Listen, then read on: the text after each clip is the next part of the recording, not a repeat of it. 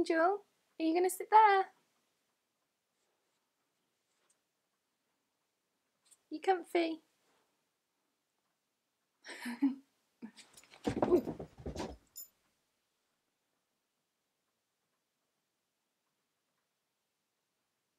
He's seen a squirrel. My dog is like neighbourhood watch, but for squirrels. He's on like squirrel watch. Bless him. Hello, welcome back to Leo's Vintage World. Today I wanted to have a bit of a chat with you, chatty video.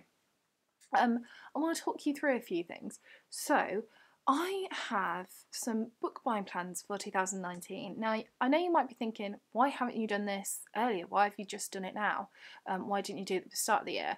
Well, quite simply because I wanted it to work, and if I kind of failed within 2 weeks, I was just like, okay, it doesn't matter, rather than putting it out to the world and then having to kind of retract it.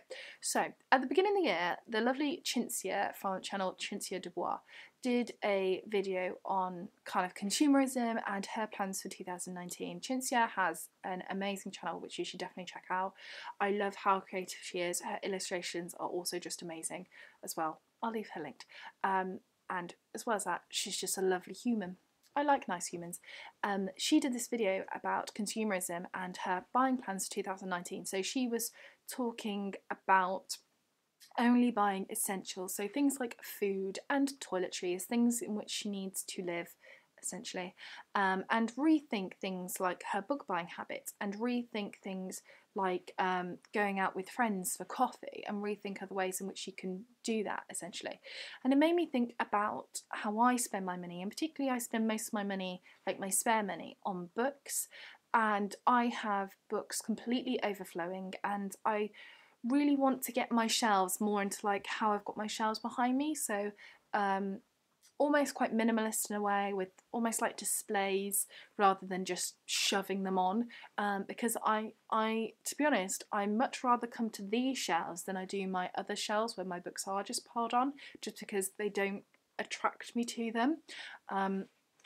So I've been really thinking about that, and just generally to try and save money, because each time I save money on a book, I'll buy like a pot of paint instead. So I have set myself I don't want to call them rules, it's not a book buying ban, I am allowed to buy books, but a set of guidelines, I think, to how I'm going to buy books in year 2019, and so far it's working really well.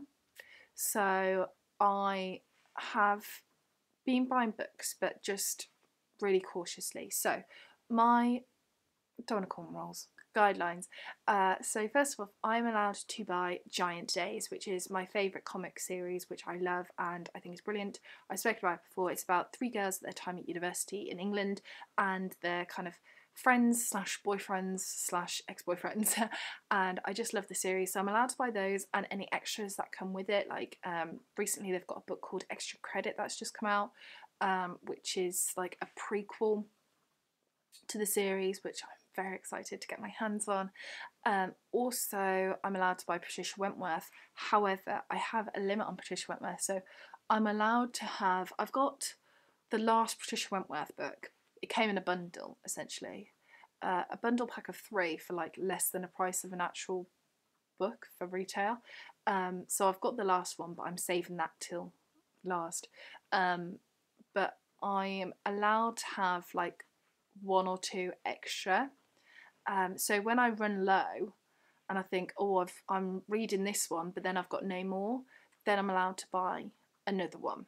So I'm no longer allowed to have like 5 ready and raring to go. It's just got to be 1 at a time sort of thing, or have 2. So if I want to read one, I can do. I'm allowed to buy them. I'm also allowed to buy any book that I want, as long as I will come home and read it. So I used to, before BookTube, I used to get a book, take it home and read it straight away, and that's how I used to read, and I used to really enjoy it, and then it would go on my shelves and it'd be part of my rereading cycle, which was how I used to read. I used to be much more of a rereader than a reader.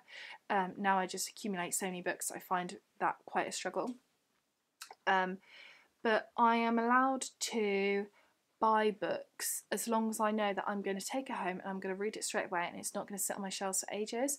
And do you know what? It's worked really well so far, because I've been in like Tesco's, I've been in charity shops, and I've seen books and I'd be like, oh, I want to get this.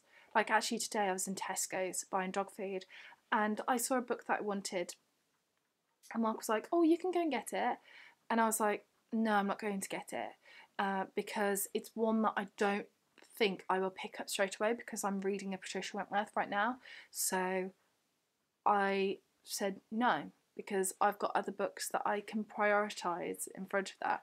So far, I'm doing really well. I am buying books, but I'm buying books at a really good rate. I'm not rushing them, and I'm reading them straight away. I'm not putting them on my shelves. I think that's the difference as well. I'm not putting them away. Like, they're sat out ready for me to read, and then I will put them away after. So yeah, I'm doing really well with it so far. So that's my guidelines. The other part of that is to think about, once I've read them, do I really want to keep them? And it, you know, I think it's just, with me, it's just being a bit more tactical, I think, about my book buying habits, and not just going in and buying like a bundle of like 10 books or whatever, you know, being really cautious about it. So yeah, that is my guidelines. I'd love to know if you set yourself any kind of guidelines or rules or boundaries, etc. for 2019. Have a chat with me in the comments, and I shall see you soon for the next video. Bye for now.